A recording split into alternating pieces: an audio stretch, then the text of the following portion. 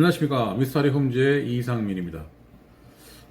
최근에 영상을 AI를 통해서 한번 영상을 좀 올려봤습니다. 올려봤는데 그렇게 반응이 썩 좋지는 않더라고요. 조회수가 많이 나오지를 않더라고요. 역시 아직까지는 AI가 설명하는 것보다 친근하게 이렇게 얼굴 맞대고 하는 게 좋으신가 봅니다. 그래서 제가 직접 영상을 제작을 했습니다. 청약시장이 서울 지역의 청약시장이 예전보다 조금 달라졌습니다. 어떻게 달라졌는지 한번 확인해 볼까요? 서울에서 청약한 현황입니다. 지금 현재 최근에 청약한 곳이 등촌 지와인 영등포 자이 디그니티 센트레벨 아스트리엠 시그니처 휘경 자이 디센시아 최근에 3월달에 분양을 했는데 경쟁률을 한번 보면은요, 등촌 지와이 81세 때 공급하는데 493명이 지원을 했어요.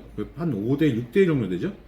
그 다음에 영등포자의 디그니티, 여기를 보면 경쟁률이 어마무시합니다. 8세대를 일반 분양을 했는데 19,478명이 지원했어요. 거의 200대 1입니다. 여기가 어디냐면 여러분들도 뭐 잘 아실 겁니다. 영등포역 앞에 있는 데거든요. 영등포역 앞에 있는데 나름대로 위치도 괜찮고 그래서 분양률이 엄청나게 높았던 데예요. 여기가 예전에 어느 지역이냐면 영등포의 사창가 지역이었습니다. 여기가 사창가 지역으로도 별로 이렇게 분위기상 좋지도 않았던 곳인데 여기를 지금 재개발을 해서 이걸 분양을 했는데 엄청난 분양률 100% 다 분양 끝났습니다. 조합금 말고 일반 분양을 한 98세대 분양을 했어요. 그래서 완판이 났습니다. 완판이 엄청나죠. 그래서 지금 여기도 그렇고요. 여기가 지금 센트레벨 아스테림 시그니처라고 그래서 여기도 지금 보면 14세대를 분양하는데 2330 1순위에서 분양 다 끝나버렸습니다. 가점도요 엄청 높아요. 60점, 65점, 53점, 59, 65점, 66점 이 정도면요 거의 최고거든요.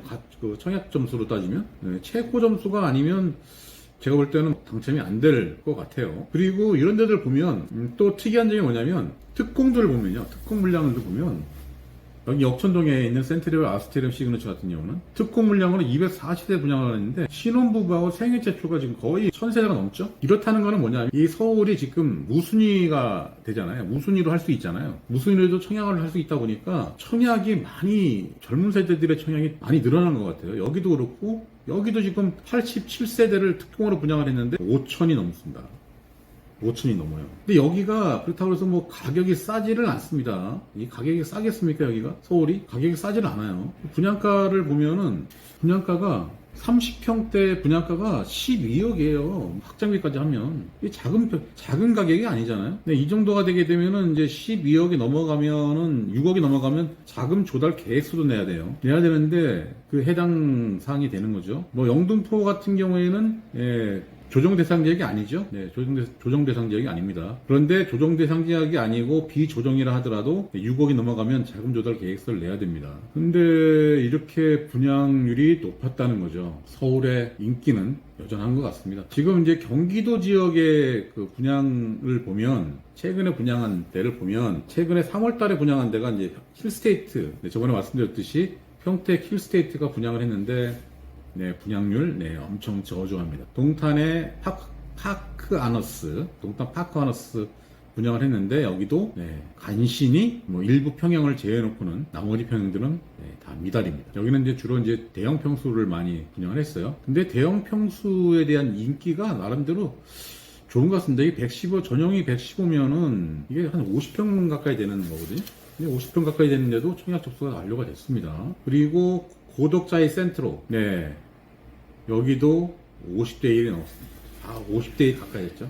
제일 인기 좋았던 데가 213대 1도 있어요. 여기는 지금 그 분양가 상한제 지역입니다. 그러다 보니까 좀 가격이 싸기는 한데 그래도 5억이에요. 분양가가. 다른 지역에 지금 평택 고덕인데 여기가 평택 힐스테이트도 분양가가 거의 더 쌉니다. 확정비까지 해도 4억 6천 정도밖에 안 하는데 저긴 아까 확장비 포함 안 하고 지금 거의 5억이 되는데도 저 정도고요.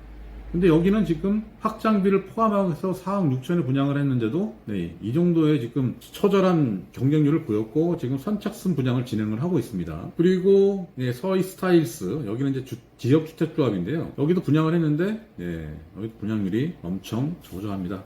이 화양지구가 전부 다 지금 좋지가 못해요. 운정도 지금 38가구를 했는데 66세대. 여기도 간신히 그냥 한 한 2대1 정도 됐네요. 그 다음에 분양하는 데들이 이제 화주 운정, 동탄 파크릭스, 55블럭, 이안 시그니처 였고, 동탄 신도시, 여기 이제 앞으로 이제 청약을 앞두고 있습니다. 근데 지금 너무 극명하게 바뀌는 것 같아요. 서울은 지금 대박인데, 네, 경기도, 이 수도권은 아직까지 분양률이 별로 썩 좋지를 못합니다. 그래서 아직까지도 많은 분들이 서울을 선호하시는 것 같아요. 서울을 선호하시는 것 같고, 앞으로는 이 분양 시장들이 너무 지금 어쩐 쪽으로 좀 편중되는 현상을 좀 보여주고 있는 것 같습니다. 그리고 여러분들이 이제 또 아셔야 될 분이 이제 이런 청약을 하게 되면 보통 이제 계약금을 보통 10%를 넣죠. 네, 계약금을 10%를 넣습니다. 여기도 이제 평택 화양을 보면 입주할 때 이런 식으로 계약금 10% 해서 계약 시에 1,000만 원, 네, 계약 시에는 1,000만 원입니다. 1,000만 원. 계약 시에는 1,000만 원을 넣고요. 계약일로부터 30일 이내에 또 이제 나머지 금액을 입금하도록 이렇게 돼 있고, 중도금을 6회에 걸쳐서 하도록 되어 있습니다. 하도록 되어 있는데, 지금 현재 스테이트 화양은 이 금액에 대해서 다른 곳 같은 경우에는 이제 중도금 무이자를 안 하고 후불제를 하죠. 중도금 대체로 후불제를 하는데, 이 중도금 같은 경우를 지금 현재는 무이자로 진행을 하고 있어요. 분양금액의 한 10% 정도죠. 분양금액의 10% 정도를 내면 잔금을 치를 때까지는 내가 자금에 대한 부담이 없습니다. 부담이 없어요. 그렇다고 해서 내가 예를 들어서 잔금 낼 때 이 중도금은 안 되는 건 아니죠. 근데 일단은 건설사에서 이걸 대납을 해주는 겁니다. 이 금액을 대납을 해주고 나중에 이제 잔금하고 같이 입주할 때. 근데 대부분이 이제 안 되는 경우에는 전세를 놓든지 아니면 잔금 대출을 통해서 하도록 되어 있습니다. 그래서 이제 요즘에 중도금 대출에 대해서 한도가 지금 없어졌죠. 예전에는 중도금 대출의 한도가 5억이었어요. 5억이었는데 인당 5억이었는데 그 한도를 3월 20일 이후 2024년 3월 20일 이후 해제를 시켰습니다. 그래서 이제는 한도가 높아서 중도금 대출이 안 돼. 옛날에는 9억이 넘어가면 해주지는 않았죠. 9억이, 분양가가 9억이 넘는 곳 같은 경우에는 안 해줬습니다. 중도금 대출을 안 해줬는데, 요번에 이제 규제를 풀면서 중도금 대출이 한도가 없어졌어요. 10억이든 20억이든 30억이든 상관이 없습니다. 근데 그 대신에, 어차피 이제 이걸 하게 되면 이제 보증을 해야 되거든요. 지급 보증을 해야 됩니다. 지급 보증을 하는데, 내가 예전에 예를 들어서 조정지역에서 지급 보증을 한번 했다고 하면은 중도금 대출에 보증이 안 나옵니다. 승인이 안 떨어집니다. 여러분들 그걸 이제 조심하셔야 되는데, 조정지역에서 한번 내가 신청한 사례가 있다 하는 경우에는 또다시 여기가 조정지역은 아니잖아요. 지금 현재는 조정지역이 아니기 때문에 아니더라도 세대당 2건밖에 안 돼요. 세대당 2건. 그러다 보니까 내가 한번 받은 적이 있다 하는 경우에는 비조정지역이라도 승인이 안 떨어질 수가 있습니다. 근데 내가 예전에 비조정지역에서 지급보증 신청을 한 적이 있다 하는 경우에는 그때는 여기가 비조정이기 때문에 상관이 없어요. 그때 승인이 떨어집니다. 근데 그렇지 않은 경우는 안 떨어질 수가 있으니까 그런 거 한번 잘 확인을 해 보시고 계약을 하셔야 되고요. 이 중도금을 대출을 받는데 신용상의 문제가 있어서 될까 안 될까 고민을 많이 하시는 분들이 계시는데, 그거는 걱정을 안 하셔도 됩니다. 중도금 대출은 거의 신용하고는 거의 관계가 없어요. 신용이 진짜 안 좋든가 하는 경우를 제외해놓고는, 예를 들어서 내가 신용카드를 사용하고 있다든가, 체크카드를 사용하고 있다든가, 아니면 건강보험료를 내고 있다든가, 이런 것들이 확인이 되게 되면 그런 경우에는 이제 거의 중도금 대출은 나옵니다. 왜냐하면 중도금 대출이라는 게 거의 담보성 대출이기 때문에, 그래서 안 나오는 경우는 거의 없어요. DSR이 적용이 되지 않습니다. 소득이 얼마가 넘어야지 대출해주고 아니고 한 그런 DSR이 아니고, 주택담보대출에서는 DSR이 적용이 되지 않습니까? 근데 이 분양하는 주택 같은 경우에는 DSR에서 제외가 되는 대출이기 때문에 그런 거는 물론 신경을 안 쓰셔도 됩니다.